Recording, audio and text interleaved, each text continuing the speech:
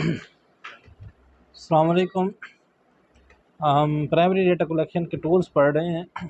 3 tools हम पहले lectures में पढ़ चुके हैं, ऑब्जर्वेशन, ओपिनियनियर और इसके साथ साथ हमने जो क्वेश्चनियर है वो पढ़ लिया है।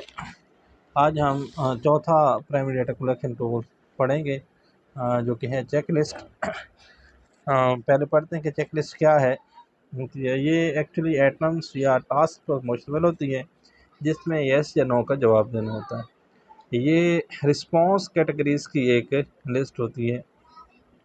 इसका जो मकसद है वो चेक लिस्ट बयानी मकासद के लिए अक्सर इस्तेमाल होती है और ये एक जामिया लिस्ट होती है जिसमें रिलेशन, रिगार्डिंग एक्शन या स्टेप्स होते हैं। एक ख़ास आर्डर में स्कोरिंग सिस्टम होता है, ये कमेंट्स होते हैं। ये जो एजुकेशनल सर्वेज़ में ये हक़ाइक़ को जमा करने के लिए इस्तेमाल होती हैं। चेकलिस्ट कंस्ट्रक्शन यानी चेकलिस्ट को कैसे बनाया जाता है वो पढ़ेंगे। चेकलिस्ट के आइटम्स या तो कंटिन्यूस हों या फिर ग्रुप में तकसीम हों जिसमें रिलेटेड आइटम्स हों, यानी कैटेगरीज़ में वो जो है तकसीम हो और उसमें एक तरह के आइटम्स मौजूद होने चाहिए। आइटम्स को कैटेगरीज़ में तरतीब दिया हो और हर कैटेगरी लॉजिकल या साइकोलॉजिकल आर्डर में हो।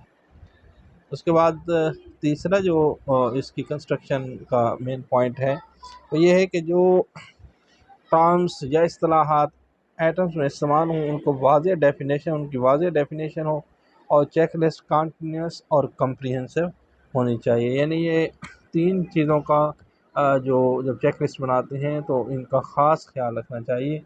एक तो पहला तो ये है कि आपको जो आइटम्स हैं वो कंटिन्यूस होने चाहिए।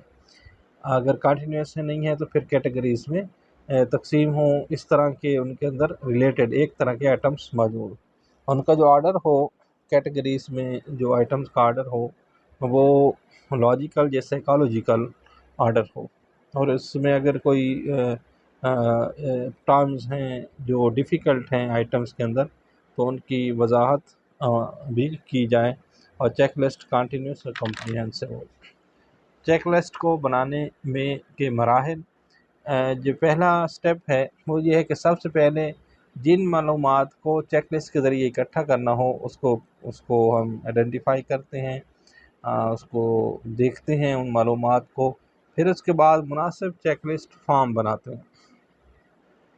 अब इंफॉर्मेशन मिल जाती है, इकट्ठी हो जाती हैं, अब बहुत सारे सवालात बन जाते हैं।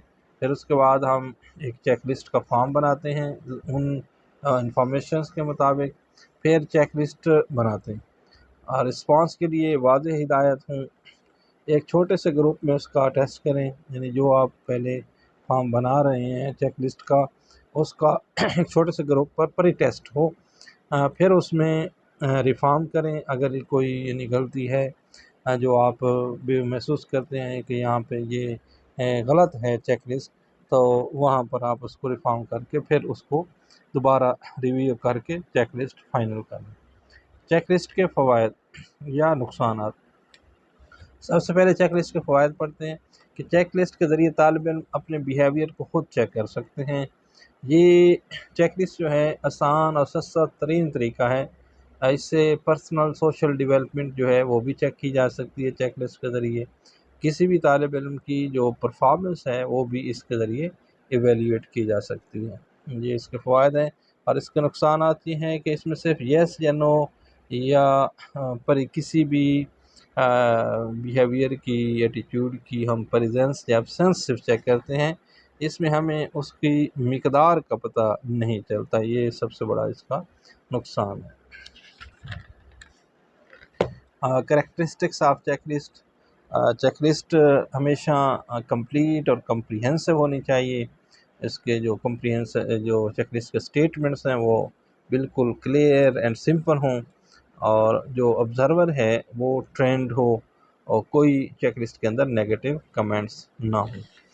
तो आज के लेक्चर में हमने जो प्राइमरी डेटा कलेक्शन का टूल पढ़ा है वो चेकलिस्ट سب سے پہلے ہم نے اس کو ڈیفائن کیا، پھر یہ کس مقصد کے لیے چیک لسٹ استعمال ہوتی ہے، اس کی کنسٹرکشن کیسے ہوتی ہے، اس کے سٹیپس کیا ہیں، اس کے ایڈوانٹیجز اور ڈس ایڈوانٹیجز، اور پھر آخر پہ جو کریکٹرسٹکس آف چیک لسٹ ہے کہ چیک لسٹ کیسی ہونی چاہیے، یہ پڑھی ہے۔ امید ہے آج کی ویڈیو کی آپ کو سمجھ آئی ہوگی۔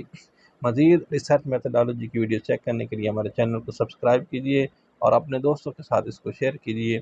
اگلے لیکچر میں ایک نئے جو پرائمری ڈیٹا کلیکشن کا ٹول ہے اس کے ساتھ حاضر ہوں گے۔ تب تک کے لیے اللہ حافظ۔